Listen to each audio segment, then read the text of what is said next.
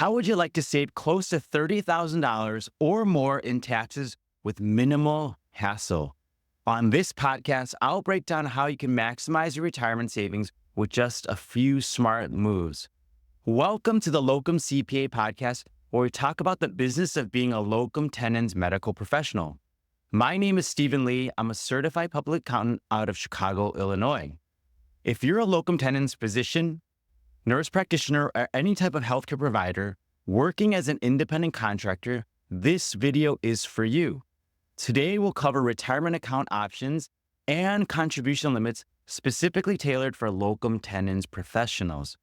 As a locum tenens professional, you're likely classified as a 1099 independent contractor. This means you don't have access to traditional employer-sponsored retirement plans like a 401k, but don't worry, we've got you covered with powerful retirement saving options available to you. First up is the SEP IRA, which stands for Simplified Employee Pension Individual Retirement Account, SEP IRA. This is a great option for locum tenens professionals because it allows for significant contributions, especially if you're earning a higher income. You can contribute up to 25% of your net earnings from self-employment or 1099 income. This also applies for all you S Corp owners out there, up to 25% of your reasonable salary. And if you don't know what your reasonable salary is, you want to check my previous video on reasonable compensation. That max contribution for the SEP IRA, as well as other retirement accounts, continues to go up each year. So you want to stay updated to what your maximum contribution is. The SEP IRA max contribution is capped at 25% of either your reasonable compensation as an S Corp owner or 25% of your self-employment earnings. And whatever cap, it's gonna be that 25% or $69,000 for the 2024 year. Based on your personal income tax rate plus state income taxes, you can save close to, once again, $30,000 or more if you're to contribute the max of $69,000 for 2024. Just setting up a SEP IRA, whether you're an LLC locum professional or an S Corp locum professional, you can save a ton in taxes, maybe 40%, maybe somewhere in the upper 40%, depending on your income tax bracket. So you don't want to miss out on the SEP IRA. The SEP IRA is simple to set up, and you can contribute flexibly. Perfect if your income fluctuates from month to month or year to year, which many of you locum professionals, it does. SEP IRA is really nice to have in place.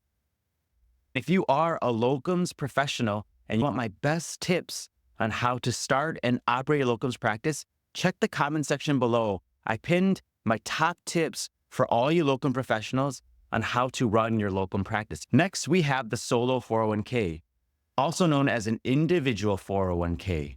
This is an excellent choice if you want even more flexibility in your retirement contributions. Key points here: as both the employer and employee, you can contribute up to $23,000 in salary deferral for 2024.